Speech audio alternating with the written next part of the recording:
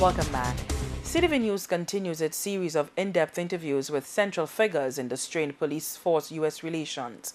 We stand down with former Tourism and Civil Aviation Minister and a newly elected leader of the United Workers' Party, Chastanet. Mr. Chastanet, as you heard earlier in the broadcast, served on a cabinet subcommittee that had oversight on the commissioning of Operation Restore Confidence. Did you and the other cabinet members feel the need and pressure to do something and do something with immediacy? Well, I think unfortunately you have to take it further back than that. You have to go back as far as 2005 when crime started to spiral, and I would say out of control. We were facing travel warnings. We'd had several rape cases. We'd had murder cases. And I was president of the Hotels Association at the time. And, we were very, very, very concerned. And what was troubling is that the government of the day really seemed lost as to how to try to resolve the problem. And then when we came into power and Sir John came in, and I remember Sir John having an immediate meeting with the police. And literally within months, we saw an abatement to crime. I mean, it was just like a night and day scenario. And then after Sir John's death, we had changed to a new Minister of Security.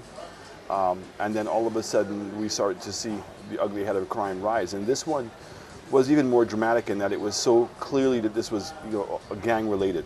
And it was the innocent people that were getting killed. The children, parents in homes, innocent bystanders, and it had gotten to the point where it was already affecting the productivity of the country. I know hoteliers were calling up and saying, look, they're having to pay extra costs to bring people right to their home. Women, nobody really wanted to leave, to come out of their house past 6:30 in the evening.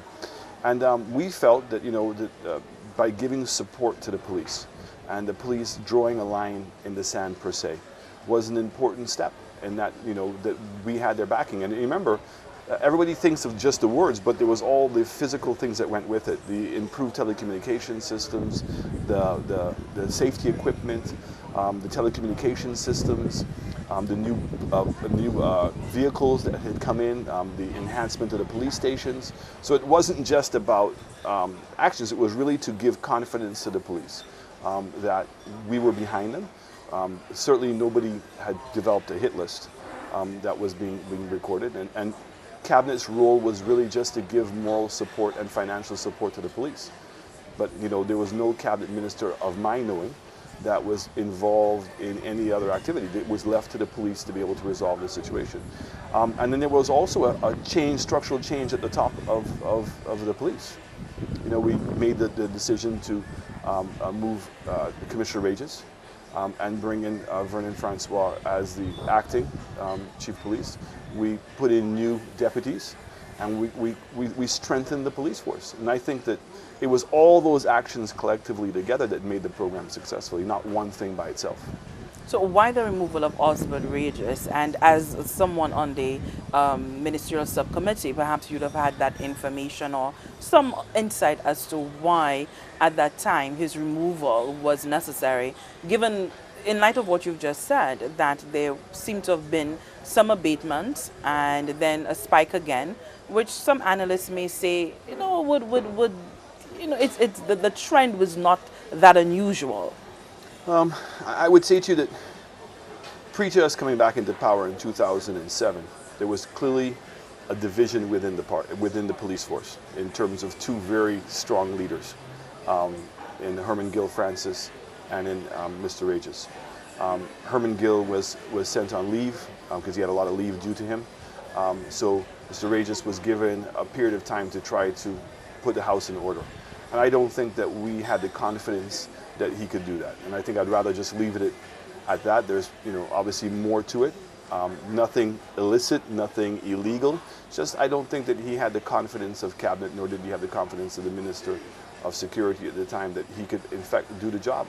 And we felt that there needed to be a structural change. And we just didn't think that the filing rank of the police force would have responded to him. I had the opportunity of working with Mr. Regis for many years. I think he's a very intelligent man. But the thing that always came across to me was that there was a lot of words and there was very little action.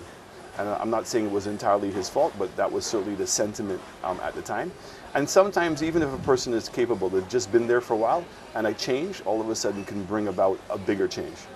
So I think that we felt at that time that we should make the change, and I'm very happy that we did. I have the greatest amount of confidence in Vernon Francois.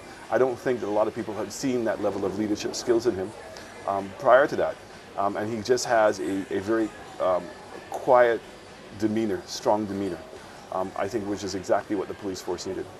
During your time in government, was there ever a phone call received, a fax message or anything from the U.S. that indicated that it was concerned about the killings? It was never about the killings. You know, unfortunately, there are police killings around the world on a daily basis. I mean, that's just the nature, unfortunately, of the business. It is the judiciary process afterwards to ensure that these killings were done within the letter of the law.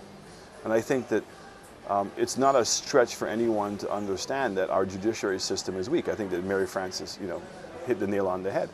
And that was really what I was hoping that the Prime Minister would have come out with in his speech. Not once did he mention the judiciary system in the entire speech. But did the U.S. ever speak to your government about the judicial process following the police killings? Yeah, it is the timing to get the judicial, to get it done. Now, there's two sides to that story. Some people believe that 2-3 years to get a proper investigation done is not necessarily a long period of time.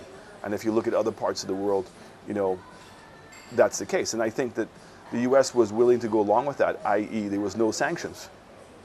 So whereas they may have voiced their concerns and they wanted to make sure that these things were getting done, there were no sanctions put on the government.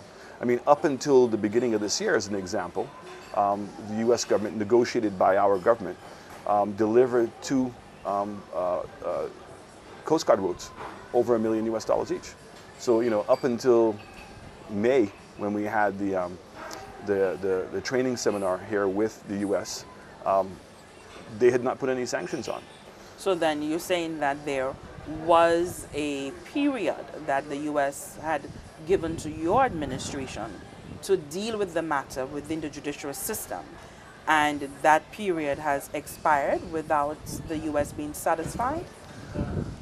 We just want to be clear. Yeah, I don't know. All I can say to you is that, clearly when the killings took place, there was a cry for for review. Okay, Mrs. Francis, she's much better at these things than I would be, has indicated that she feels that there is a weakness in the coroner's legislation. So, I mean, I was hoping that what the Prime Minister would have come out with is to say, let us go and find out what those problems are, and let's determine whether we need to beef them up, and let's fix it. Now, we know that there's a problem. I'm concerned that we would choose to bring outside people to try to look at the situation of the police killings and not have an entire review of our entire judicial system. The Prime Minister indicated that he'd heard about a hit list. His party, when they were in opposition, were concerned about the human rights issues. So he's now been in power for 18 months. So if he knew what he thought was the problem, why hasn't he fixed the problem? If he thought that there were human rights catastrophes that were taking place, why didn't he deal with it? Nothing. So why are we now having to wait for the U.S. government to put sanctions on us to go and deal with it? So, I mean, I am lost as to why he would go back to the past when, in fact, he himself admits that he said he saw a hit list. So you think the Prime Minister is playing the blame game? I think he's absolutely playing the game, and I don't think that he's addressing the situation. The situation is a combination of things. The judicial system, I'm not so sure that, given that of the 6 inquests, 5 of them have been completed, right? The polygraph tests that have taken place, whether in fact that suffice, and whether even if it's not suffice, at least the U.S. government sees that there's progress being made, right? And the coroner has exonerated the police with any wrongdoings. So we then have to say something's changed in the last 6 to 8 months to have caused the U.S. government to take this draconian step of sanctioning St. Lucia.